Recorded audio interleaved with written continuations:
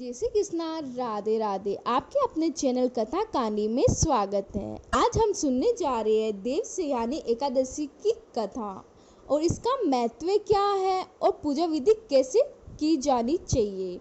देवशयनी एकादशी वर्ष की सबसे महत्वपूर्ण एकादशी में से एक है। आषाढ़ शुक्ल पक्ष की एकादशी को देवशयनी एकादशी कहते हैं।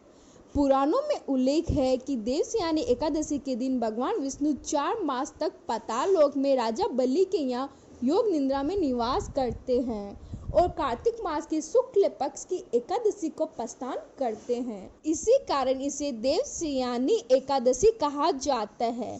शयनी एकादशी, महा एकादशी, प्रतिमा एकादशी, पद्मा एकादशी और देवशयनी एकादशी, देवपद एकादशी, आषाढ़ी एकादशी और टोटली एकादशी, मोदनी एकादशी भी कहा जाता है। आषाढ़ मास से कार्तिक मास तक के समय को चतुर्मास्य कहते हैं। इस 4 महीनों में भगवान क्षीर सागर की अनंत शैया पर शयन करते हैं। इन 4 महीनों में विवाह आदि शुभ कार्य नहीं किया जाता। इन दिनों में साधु लोग एक ही स्थान पर रहकर तपस्या करते हैं।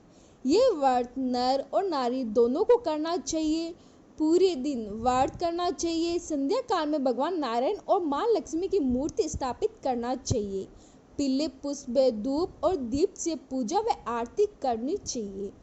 शुद्ध देसी से बने मिष्ठान का भोग लगाना चाहिए और विष्णु सहस्त्र नाम का पाठ करना चाहिए। इससे बहुत लाभ होता है। देवशयनी एकादशी की कथा।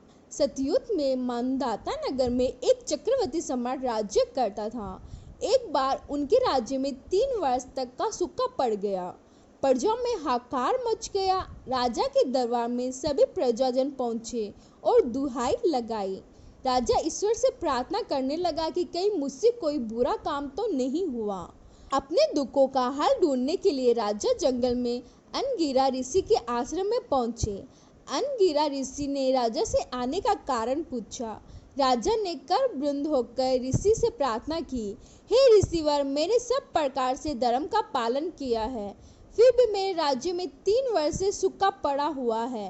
अब प्रजा के सब्र का बांध टूट गया है और उनका दुख मुझसे देखा नहीं जा रहा है। कृपया करके इस विपदा का बाहर निकलने का कोई मार्ग बताइए। तब ऋषि ने कहा कि राजन, आषाढ़ माह के शुक्ल पक्ष की एकादशी का व्रत करके भगवान विष्णु को प्रसन्न करो। उनकी कृपा से वर्षा अवश्य होगी।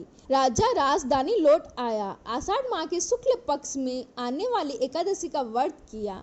व्रत के प्रभाव से राज्य में मूसलाधार वर्षा हुई और चारों ओर खुशियां छा गई। बोलो विष्णु भगवान की जय।